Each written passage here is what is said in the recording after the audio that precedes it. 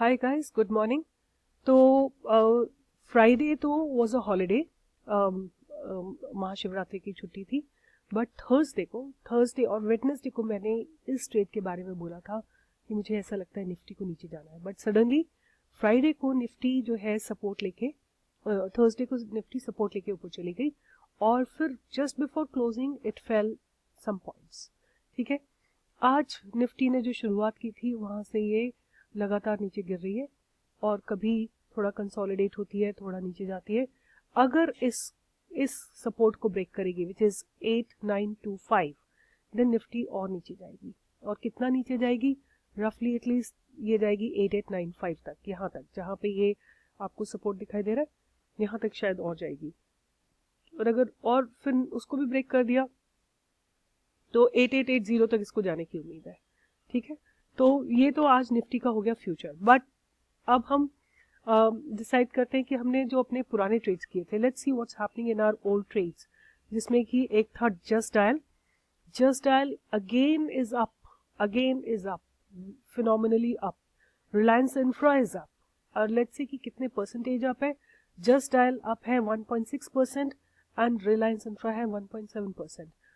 और आज मैं सुबह से ही देख रही थी कि लार्ज डील्स जो हम देखते हैं, अपनी बल्क डील्स देखते हैं, लार्ज डील्स देखते हैं जाके moneycontrol.com पे, तो वहाँ पे बहुत ज़्यादा लार्ज डील्स हो रही थी आज रिलायंस में।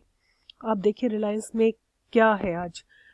Reliance was up in the morning, say about 5 to 6%, a phenomenally high. Since Nifty is going down, even Reliance is not being able to keep it up. So now, so this was, how Nifty is behaving since morning, and what are the stocks that is pulling it up, and what are the stocks that is pulling down. So on Thursday जब market close हुआ था, तब मैंने आपके लिए एक stock निकाल के रखा था कि अगर निफ्टी थोड़ा नीचे जाएगी, you must look into that stock, and that is Dr. Reddy. So ये Dr. Reddy का स्टॉक है।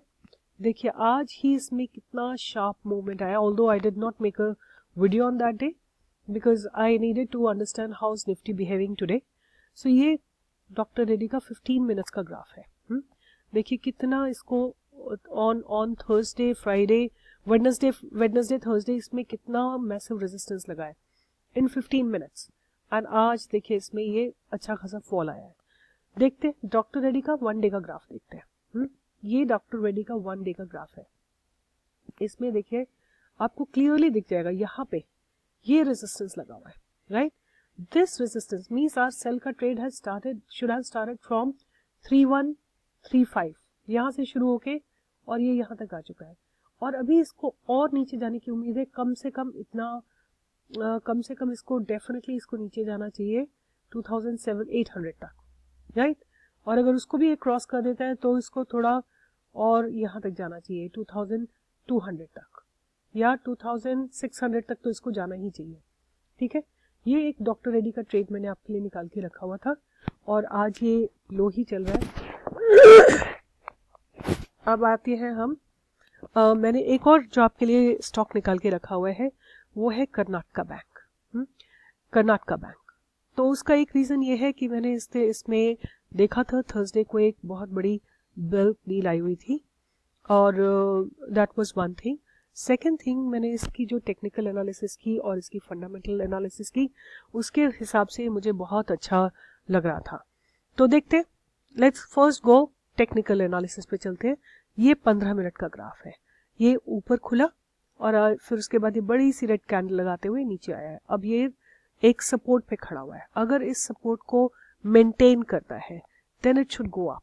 ठीक है, अगर इसको ब्रेक कर देता है तो it is not a buy trade for us. But let's see इसका 1 डे का ग्राफ क्या कहता है। ये इसका 1 डे का ग्राफ है। ये अभी right now it is standing on the resistance. ये देखिए 200 मूविंग एवरेज के रेजिस्टेंस पे खड़ा हुआ है।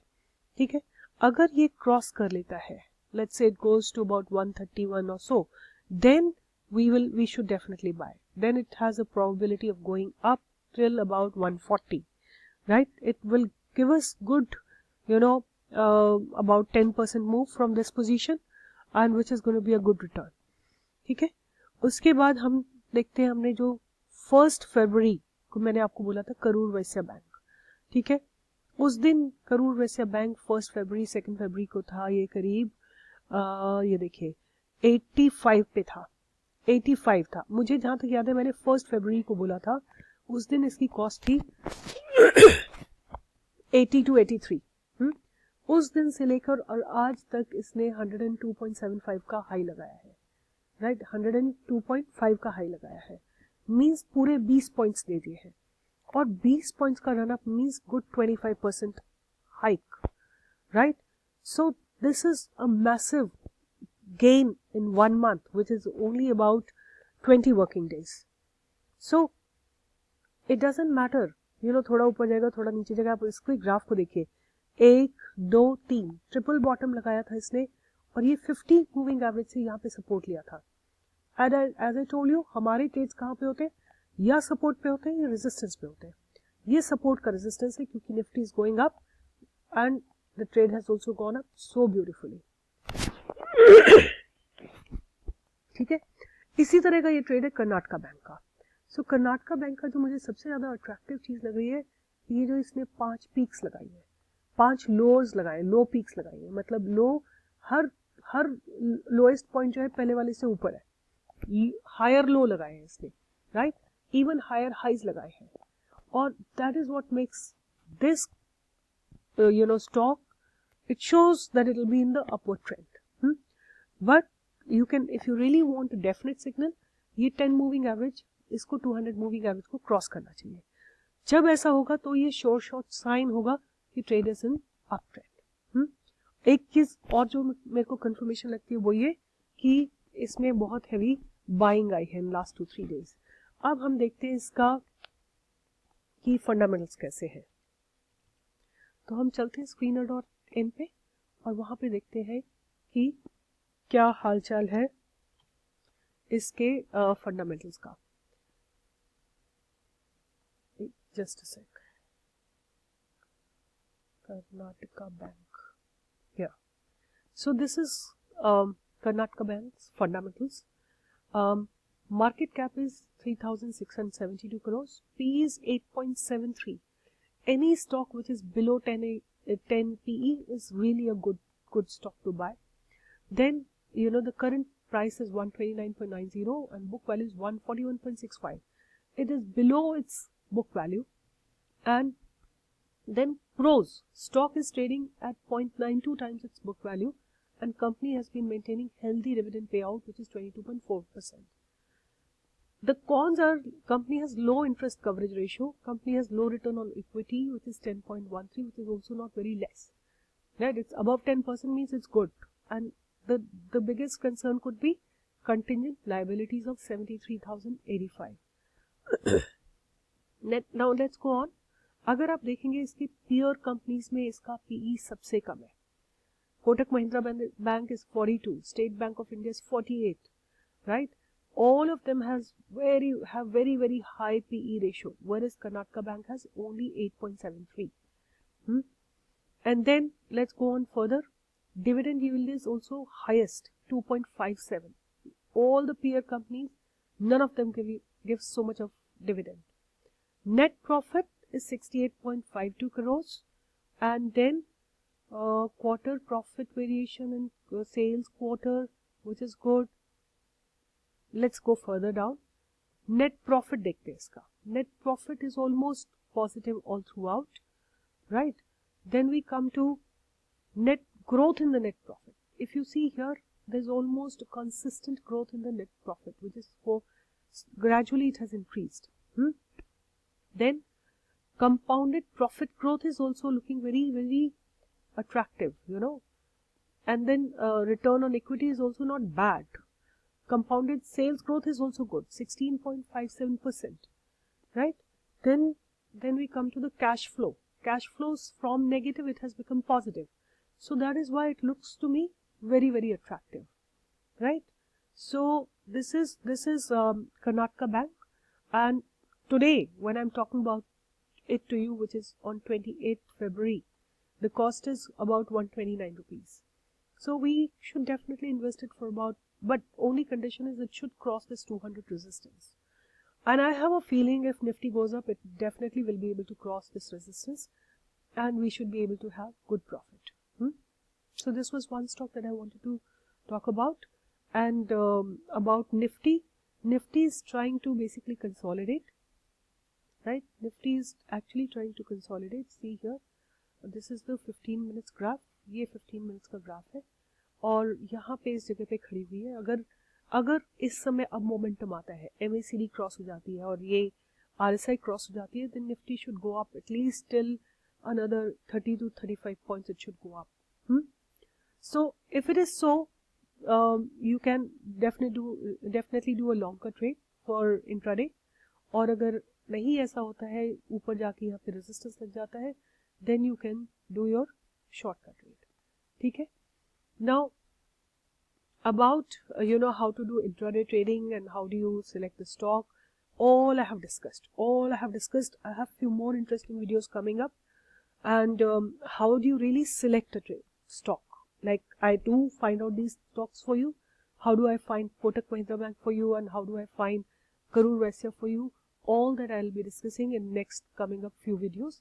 So guys, please watch videos very carefully. And if I am getting a lot of comments from you.